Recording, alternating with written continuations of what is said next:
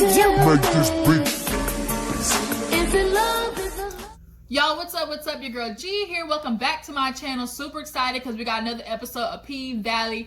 Pvalley is taking over STARZ on Sunday night. I'm super excited for this series because it is good, okay? This episode, we kind of are getting more into Mercedes' background a little bit. There was a plot twist when it came to her towards the end of the episode, so I can't wait to get into that. But before we get into this review real quick, I want to give a quick birthday shout out to Miss Lakeisha Barnes. I did not forget about you, girl. Hey, how you doing? Hope everything is, blessed. There's nothing but positivity, and I hope this birthday goes well for you. Turn up for the one time, okay?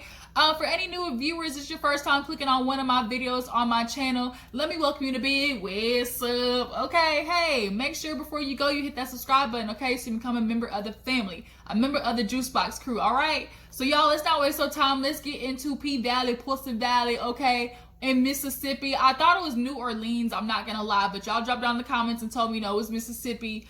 And so the country accent is starting to make a lot more sense, okay? But yeah, nonetheless, let's go ahead and get into this episode. We open up with, dang, what did we open up with? Mercedes, that's what we open up with, Mercedes. She is giving the lap dance of this man's life. He is what we thought was like in the club, like a private dance in the club. But he's talking to her. Apparently he's some coach with a wife for some big like NFL team or something like that, or for a big football league. And he's basically telling her, girl, let me save your life. Let me get you up out of this club. He tried to pull a T-Pain, I'm in love with a stripper moment. And that's nothing new. Everybody in the world always ends up trying to wife some stripper at some end of the day. Hell, we saw it happen to Black China. Shoot, Tiger got her ass about the strip club. Hell, Amber Rose, for instance. Kanye got her ass about the strip club. So, I mean, shit, it ain't nothing new. But Mercedes is going against the grain. She basically told him, yeah, in the club it might be cheap, but baby, in the real world, this pussy expensive. You can't afford it. And I'm sitting here thinking like, man, it really be niggas out here like be having whole wives still offering to give this some female the world and everything. Like he wanted her, oh, you should have moved to Atlanta. I'll see you waiting on for me on the 50-yard line and shit like that. I'm like, bruh, you got your wedding ring on. And niggas really be like that. It's just like so sad. But after this whole like fantasy thing pops back out, it's really just him in the club. I guess he, was all hopped up on something that had him, in the zone. But they end up flashing back to the club. Girls dancing, strippers, yada yada yada. So then after that, we move to I think the white girl's name is Gidget. She is shopping for wigs with Miss Autumn Night, and she's trying to find which one is her. They settle on this long platinum blonde wig, which was kind of like, for me, I don't know, a little symbolic in a way, because she chose to go platinum blonde, and it kind of gave her more of like this white identity, and I don't know if they were meaning to do that. That's just kind of what I picked up on. Y'all drop down in the comments to let me know if y'all feel that way too. But I mean, clearly she's mixed, but I don't know why the platinum blonde. I guess because the white girl said it was cool, but I just kind of felt like she was just trying to like necessarily lean more towards it's white, so it got to be right side. But nonetheless, she picks that wig and gets to the strip club where you see her on the pole swinging it. Okay, she's trying to make her $1. And she was certainly doing it, okay? She was making her money, went back there to give Uncle Clifford his stack, and Mercedes saw her and was kind of like, ugh, Mercedes can't stay in that heifer. Mercedes is ready for that bitch to go. And they end up getting into it later on in the episode, but in the moment, Autumn gives Clifford, the stack or whatever, and he's like, bitch, where's my tea? Where's my information? And she's like, oh, I called him, but he didn't answer. And she straight up lied. We clearly know he answered. Not only did he answer the phone, he busted a nut by the phone. So, like, girl, no, quit telling those lies. But I don't know why she wasn't trying to hurry up and give Clifford this tea, because he has her ID. And he's like, well, no ID, like, no tea, no ID. So she realizes she better hurry up and figure something out. So she goes outside for a cigarette. And she's getting these notifications. The first one was from Andre. He's talking about, oh, last night was fire. Have a blessed day. I said, have a blessed day. The irony, okay? And then she gets a message from, I guess, the bank transfer place telling her, bitch, you got, this is your final notice, better hurry up and come down here and collect this coin or it's going bye-bye. So that's when she hits up Andre, and it flashes to them like at the little diner, and she's sopping down this food because any other time we see Autumn, all she's doing is inhaling liquor. So this is the first time we've really seen her like eat a meal. So she's sitting there eating real fast, and he's like, you know, don't stop on account of me. So she kind of changes the subject to, you know, what he does in his free time. He's like, oh, I go to Atlanta. And she peeps the ring. And so she's like, what's her name? And he's like, Brittany. And so they end up kind of getting on that and then talking about, oh, she was like, oh, does she know? I bet she gets sad missing you while you working at the casino and everything. He's like, shh. Like, and she's like, what? He's like, you know, this is a private matter. Like, this is confidential. And she's like, oh, you think I can't understand? He was like, no, I think you would understand. So they're kind of like looking at each other, vibing. There's clearly like, they obviously have chemistry. So he's telling her that obviously that, you know, this stuff with the casino is private. So as they're talking, some old man comes by and is like, oh, y'all are such a cute couple.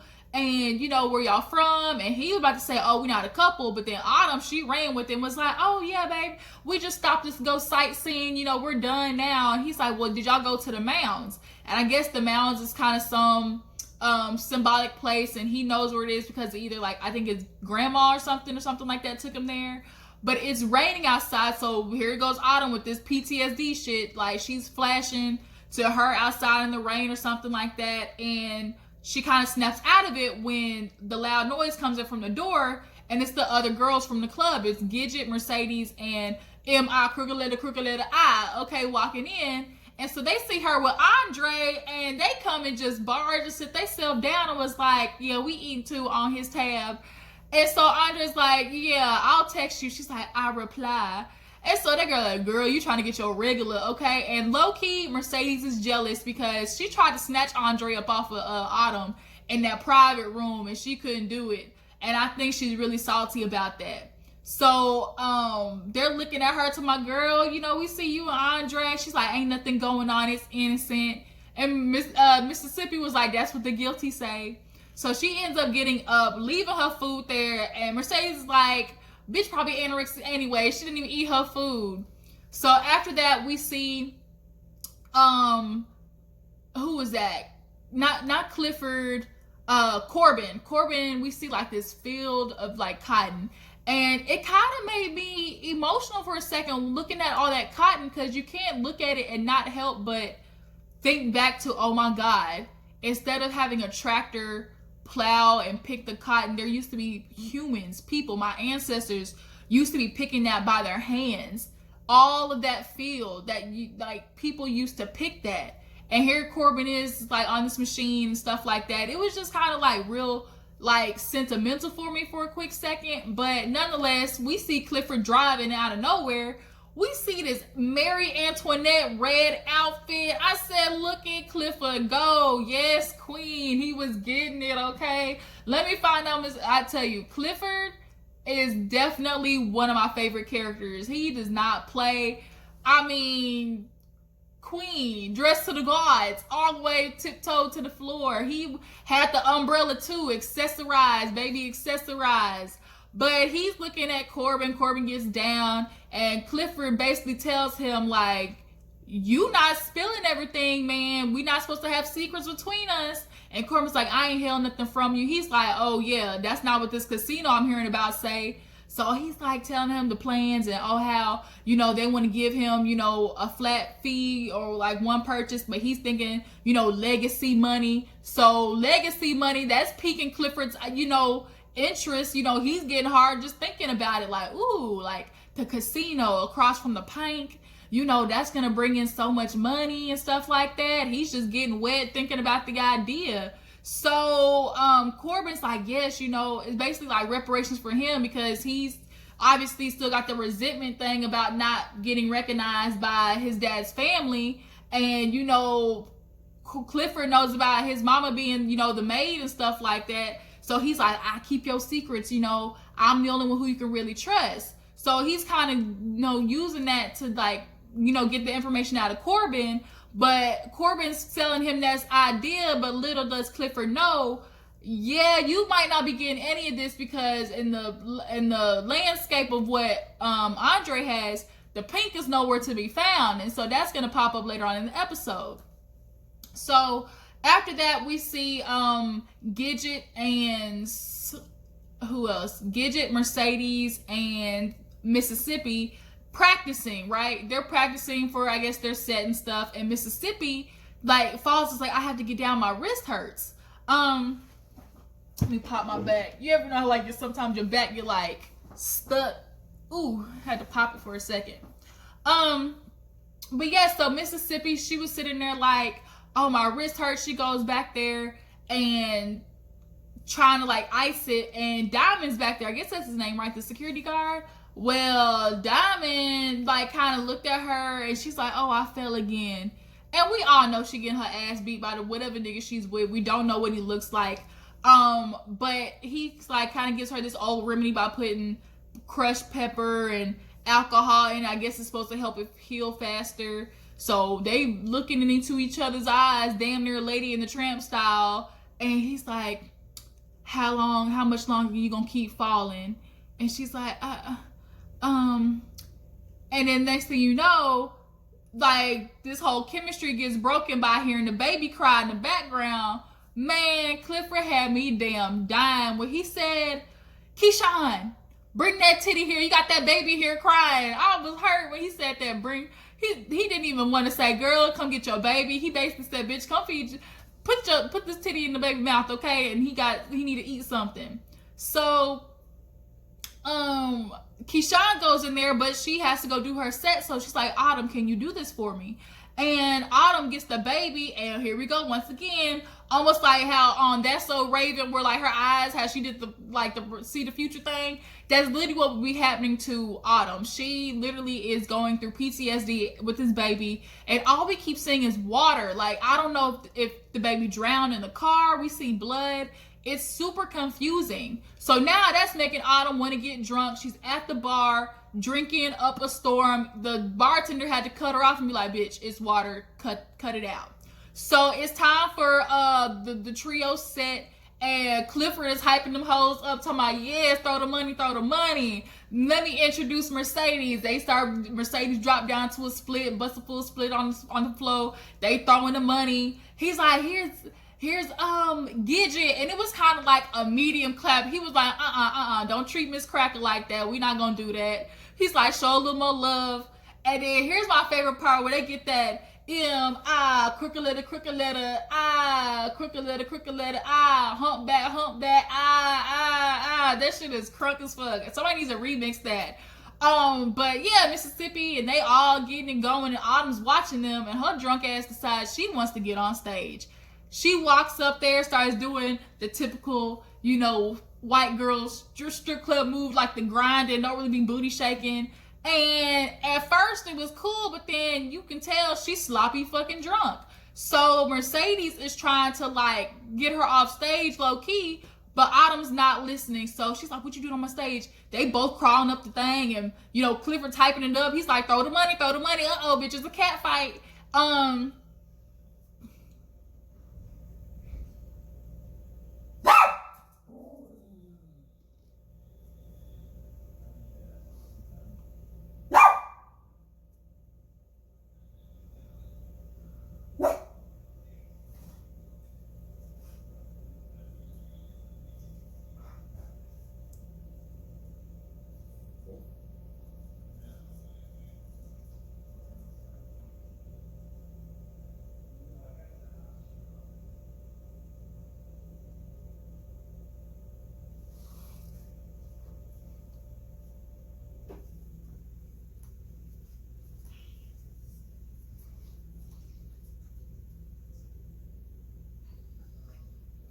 So while Autumn and Mercedes are on stairs, it's clear that she's like fucked up off the alcohol, all that drinking. So she's falling on the ground, and Mercedes basically has to play it off. So she kind of gets on top of her and like is twerking and everything, and it's making it look cute and stuff. But it's like Mercedes is really having to cover basically Autumn from looking trashy.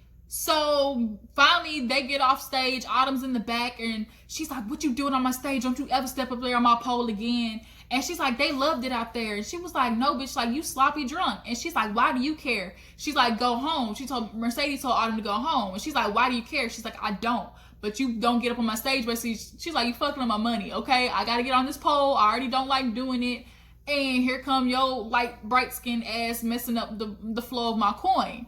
So after Autumn, you know, gets chastised by her, we kind of see the scene where Mercedes' mom is like at the pulpit, and I'm thinking she's preaching to the heavens, got all the skies opening up, part the Red Sea, because when I tell you she was out there preaching the word in the Bible, she was getting it. But come to find out, it was just her imagination. She wants to be in that pulpit so bad. But Mercedes walks in and, you know, she's confronting her about that money, that $20,000 that, you know, Miss Patrice owes her. And she's like, what do you want with that money? And like, what are you gonna do with it? And I'm like, firstly, you should be questioning Mercedes about her coin because it's her coin. And she confirmed that the church ended up getting the loan. So Mercedes did her job. That's what she said. I did my part. So it's time for you to hold up your end of the bargain and give me my motherfucking money back. And so she's like, what is it for? And Mercedes tells her it's for the dance studio that she's getting for her girls. And so she's like, oh, I guess your retirement plan, you know, is coming basically to fruition. So she doesn't feel as bad giving her the money. So she's like, I'll write you a check first thing tomorrow. That little country accent, she said first thing in the morning or tomorrow. Like, it's so crazy, like that Mississippi accent. But Mercedes walks away and then comes back to hug her. And I think as the season goes on, we're gonna see that kind of like dichotomy between Mercedes and her mother, which is most of the time they fight for like the death, but deep down there's like a love between them. And Mercedes does want her mom to slowly really start accepting her. And by her, you know, showing, hey, I'm gonna open up this dance studio and leave the stripper behind, that's gonna make her closer with her mom. But speaking of the girls, we got a problem because they shaking their ass on Snapchat calling it a bad bitch party, and that's not it. That's not very, you know, ladylike of high schoolers or junior high kids, however old they are. So she sees that and ends up punishing them and was like, what y'all doing? This isn't how young girls are supposed to act. And she's checking them, making them do wall sits like against each other. And one girl was like, we shouldn't conform to the patriarchy and be punished for celebrating our bodies. Man, Mercedes shut that down so fast. She said, quit with the feminism shit. We not doing this. And then one girl got slick at the lips. I think her name is Tarika or Tarisha. And she was like, why you getting on us? You do it. And I was like, skirt. I was like, girl, don't get popped in the mouth. And so Mercedes walks over there and she was like, looking at her like, yeah, one, I'm an adult, but bitch, I get paid for mine. You out here shaking your ass for free. And she kind of got put her on hush mode. So she's like, you know what? 50 toe touches. And then the girl rolled her eyes and she was like 70 then. I was like, girl, better shut up for you out here all day and all night doing toe touches. So we see Autumn is with Andre, and was that part next? No, we see Lil Murder, y'all. We can't forget about Lil Murder, his little DL behind. So he has to go find DJ Never Scared because Clifford is telling him and he doesn't got enough boom to his bass, you know, to have a strip club song.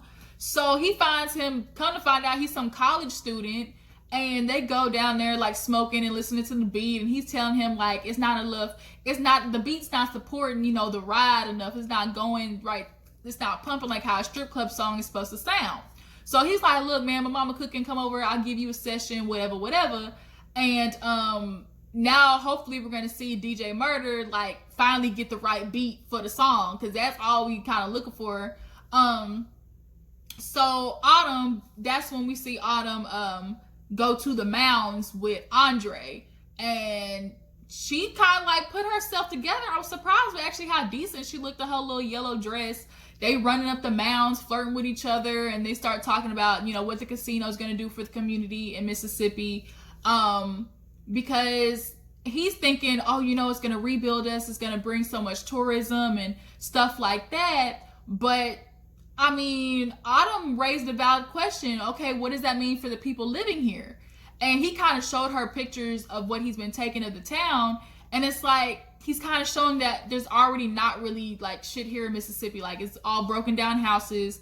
People aren't really, having good income like that. So hopefully the casino is going to be good for them. But we all know once that gets built, it's going to be gentrification, aka white folks coming in, ruining the place. Like, that's what gentrification is, a fancy word for white people taking over shit. So that's just gonna kind of be the downfall of Mississippi. But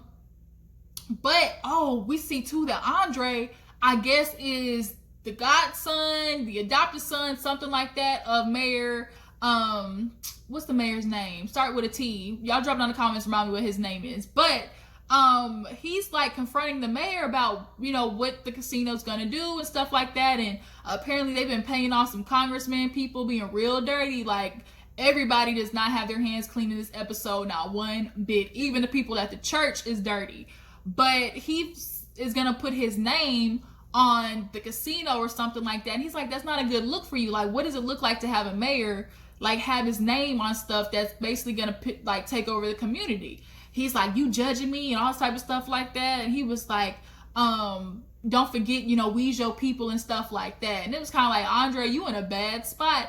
Like, as much as he like wants to do good and feels like the casino is gonna do good for the town, it's gonna hurt at the same time too. But yeah, so him and Autumn, just had to give a quick backstory now, but him and Autumn, they're over the mound looking at the sun and stuff. And so he's like, you wanna, and she was looking like looking at him like, oh, you want to talk to me or something like that? Or no, he's like, I wanted to talk to you. Why'd you hang up on my face like that? She literally, like, I don't know how you did like a bang and leave through a phone. Like, how does that happen?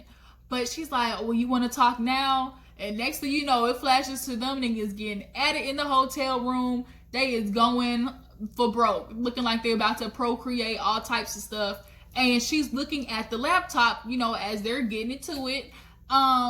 And clearly she's trying to get the information for Clifford. So right when he felt like he was about to put the tip in, she's like, you got a condom? And you could tell in the back of his head, he was like, bitch, why you gonna wait till now, like, to try and pull this condom stuff on me? So he's like, let me go. And she's like, well, can you leave the laptop open? She kind of played him and told him basically like she was gonna use it to look up porn, so she stayed, in the mood, yada yada. Clearly a lie.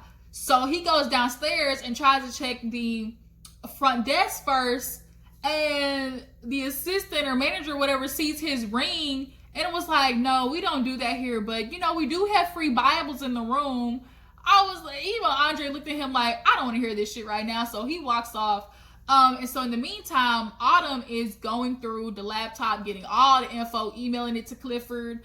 And then she gets even more nosy, starts going through the gallery of the pictures, and sees that Andre had been already taking pictures of her. So of course she would be freaked out. It's like, oh my God, this man's taking pictures of me. I don't know who he is. Like, what the fuck?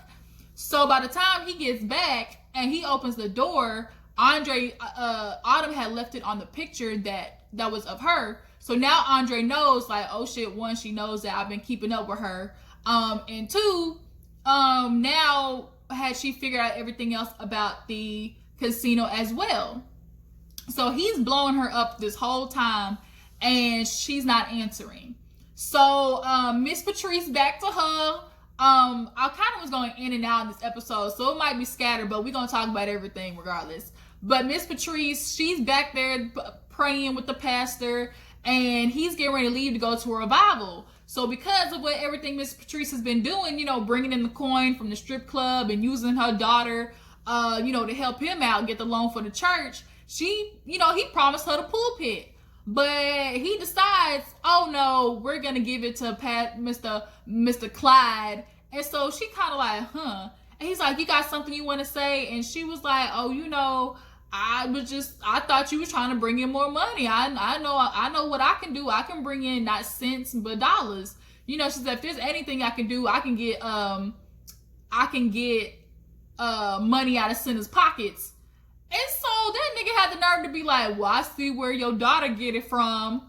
I was like, this nigga here, shut your mouth. Like, how dare you say something about Mercedes like that? And even Patrice was looking at her, and then the pastor had the nerve to be like, oh, well, you know, I do know that women, you know, the women are behind everything, and y'all do everything to keep, you know, the church going so well, and y'all are the backbone of everything. But, you know, this here pulpit, you know, it's just, basically, like, women ain't supposed to be in the pulpit, which is said all the time. He's basically saying, like, that's not godly, that's not in the Bible for, you know, women to be basically the preacher. So now Patrice is looking like, this nigga done fucked me over after I done did everything for him. So after that, we see, what else happens? Oh, Mercedes, here comes the plot twist. She ends up going to the house, seeing like the girls doing like a little party at this mansion or whatever. It looked like a mansion basically. And she is going to the house, and when she was walking in, this shit made me laugh when the little boy was like, oh, what bad bitch is she? Where's she from?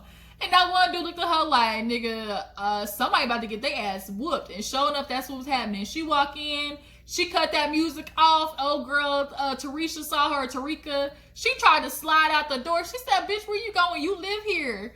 So then we see her cleaning up and everything. And I guess she called what we thought was the mom.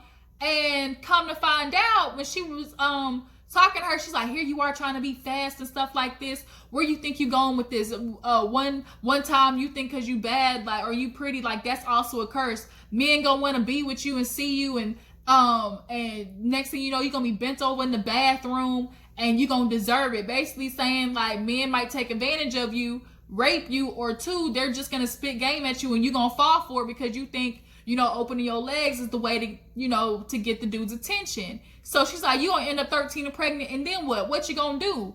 And then the whole goddamn episode switched up for me because the little girl was like, she was like, well, at least if I get pregnant, I'm not gonna be like you and give it away like you did me. Skirt? We can't just go past that like that didn't just happen. That girl ran upstairs, and then we realized, oh shit, this is Mercedes' baby. Oh my God. So the girl comes in, I guess that's the sister or the aunt, I don't know, but she's the one that has current custody of the daughter. And she's like, oh my God, like, how you let her get away with this? And she basically, like, she told me she was staying out with a friend, and she's like, girl, that's a typical lie. And she's like, well, you should, like, you could help, you could do better, but she can't because she doesn't have custody of her. So basically the person who has custody, I don't know if that's the sister or whatever, but she's like, I don't think this is gonna work. Like, ever since she's joined the dance team, it's been all about her body. She's been looking in the mirror more. This isn't a good influence for her. So Mercedes is like, what the fuck is this supposed to mean? She's like, well, I don't think she needs to be on the team anymore. And of course that hurts Mercedes' feelings because it's like, that's the only time she gets to actually be with her daughter. So now it's like she has to give that up because it's kind of for the greater good. Like, yeah, she's acting out right now. So do I take that chance of not seeing my daughter for the reaction of her possibly, like, you know, getting her life better on track? But she, like, the girl walks upstairs, she goes, you're welcome. And the girl's just like, thank you, and walks upstairs. So I was like, damn, like, that was a twist. That was a good way to write that shit in, to find out that Mercedes had a daughter, okay?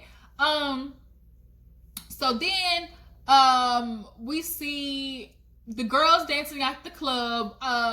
Never Broke DJ dude, or Never Scared, comes in. Lil Murder, his little big dick self in the car. And Clifford comes walking up to him, you gonna come in? And he's smoking that cigarette, all sensual bass, real sexy bass. And he like, nah, shawty, I can't come in right now. And they look around, it's because all them other niggas was out there. And, you know, Murder on the DL. But I think that's what's better. Like, that's what's good watching them, because that tension is going to build. And then when that shit finally boom, it's going to boom, y'all. Like, I can't wait to see when finally Clifford and Lil Murder get it going, okay? Lil Murder gonna do exactly that. So Clifford, I'm praying for you. Might need to make sure you have some extra lube or something, because that shit gonna hurt. But so back in the club, they're dancing and everything, and we see this one weird dude coming with a rose, and Mississippi's on stage, so I'm thinking that's Mississippi's boyfriend that's beating her ass. But I guess it's one of Gidget's regulars. And then the white dude comes in, and that's Gidget's boyfriend. She hugs him and everything. And they go to the back after, you know, they're done on stage. And Gidget's trying to hurry up and get a quickie in the back of the room. And Clifford's like, man, I found these hoes. They back here. So he walks in and basically tells the white dude, I guess he's the one that he's holding the oxy for. And Gidget made me laugh. She's like, see, I told you Clifford was in here working me like a slave. But this nigga was like, Clifford was like, I never seen a day where I think a white bitch was talking about, oh, I'm working like a slave. I said, exactly, girl. Gidget, cut it out. So he's like, I ain't doing this shit again. He's like, man, you got weed in your wings. He said, nigga, weed is almost legal. This shit, oh no. So he handed him over the money. He counted, obviously, it's all there. And then he told Gidget, bitch, you got 1 minute, and it's time to get that flat ass back on stage, get the clapping, whatever you got back there. So then she's like, let me hold something. And the dude was like, you know, why? She's like, it's for Keyshawn, she messed up her wrist. And he's like, are you sure it's not for your mama? And she was just kind of like ignored him and started kissing him. So now that's going to be interesting. I guess another part to the series where we see, like, is Gidget supporting her mom's habit, you know, out of enabling and just wanting to be by her mom. So that's going to be interesting to see. So Autumn gets back to the club and she ends up giving Clifford all the info. Andre's been blowing her ass up. And Clifford is like, yes, bitch, all the tea. Yes, give me this tea. Not only did you bring me back tea, bitch, you got me hot grits all up in my ears, like everything. And then we see on the landscape, the pink ain't nowhere to be found on this blueprint. So Andre got some explaining to do. So Andre's calling, and Autumn's like, no, I've been ignoring him. He said he tells basically Andre to come to the club and meet him in the Paradise Room, right? So then when Andre comes to the club, we see him walking through, and he goes into the room, and we see the blonde wig, and it's not Autumn, no, it's Clifford's ass. Oh, queen ass. I swear I love Clifford. Had the boot. He's like, welcome. And he's like, hey, you know, what's going on? He's like, you've been lying to me. You got some explaining to do, Andre. So he sits down with him and was like, look, what's going on here? This casino, the promised land, but it's looking like the pink ain't got no promise in it. And he's like, I told you it's confidential. We can't say nothing. He said, look, unless it's get some bridge built over this pink where we at, like something needs to happen, because you not getting ready. It's going to be hell gonna freeze over before I let any of this happen. He said, oh, really? With the buckets in the hallway and all the holes in the wall, you really think that's how it's going to work? And so clearly he knows Clifford might be going through some financial troubles. And as much as Clifford wants to hold on to this club, like, how can he do it? Because, bitch, he broke. So that's the struggle. So, Andre ends up leaving and calling Tydale. That's what it was, Mayor Tydale. He calls him, was like, shit, we got a problem. And then after that, we see Autumn at the damn, she made it just in time to cash her little $9,000 check. And she looked in the damn camera and starts grinning. I'm like, where the fuck does money come from? So Autumn, like, she just keeps unraveling secrets. But that was the episode, you guys. It was really, really good. Y'all tell me what you think about it. How y'all feel about Pvalley.